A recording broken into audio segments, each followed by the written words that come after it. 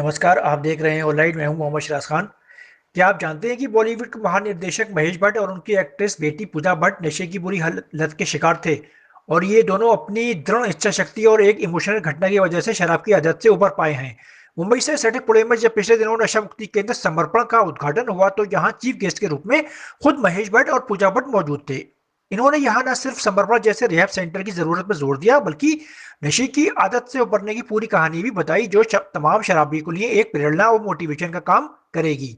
नशे की लत जिंदगी को कैसे उलझा देती है, इन दोनों ने जब अपने उस दर्द से उबरने की स्टोरी नरेट की तो खुद भी इमोशनल हो गए।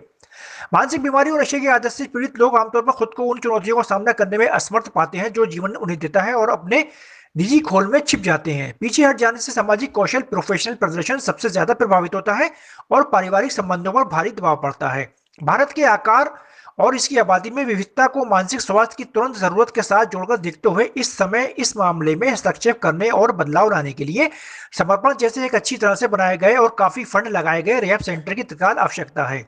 मुख्य अतिथि महेश भट्ट और पूजा भट्ट ने पुणे के पास शराब और ड्रग मुक्ति केंद्र समर्पण का शुभारंभ किया।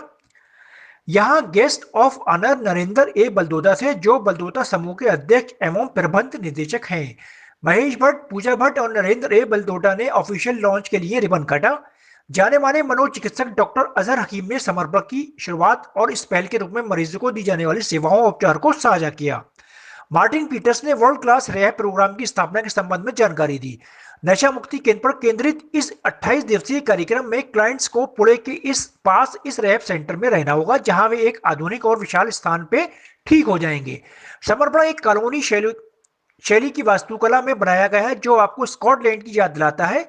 ये आपको सभी आधुनिक सुविधाएं प्रदान करता है और ये शहर की हलचल से दूर एक बहुत ही सुंदर वातावरण में स्थित है।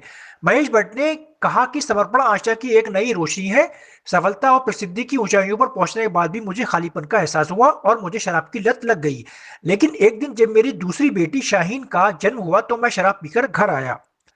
मुझे याद है कि मैंने अपनी बेटी को गोद में लिया था। उसने अपना मुंह फेर लिया क्योंकि मेरे मुंह से शराब की गंध आ रही थी और उस एक पल ने मेरी जिंदगी बदल दी। तब से 34 साल हो गए हैं और मैंने शराब का एक घूंट नहीं पिया।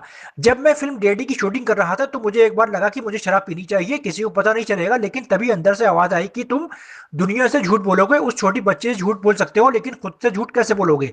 इसलिए शराब से छुटकारा पाने के लिए आपको खुद कदम उठाने होंगे और एक मजबूत इरादा रखना होगा। मुझे बहुत खुशी हुई कि नरेंद्र बलदोटा ने समर्पण जैसा केंद्र शुरू किया। समर्पण के सीओओ डॉक्टर राहुल वाजपेयी ने मुझे और पूजा को इस कार्यक्रम का उद्घाटन करने के लिए आमंत्रित किया। इसलिए नहीं कि हम सेलिब्रिटी हैं बल्कि इसलिए कि हम नशे की लत से उबर चुके हैं।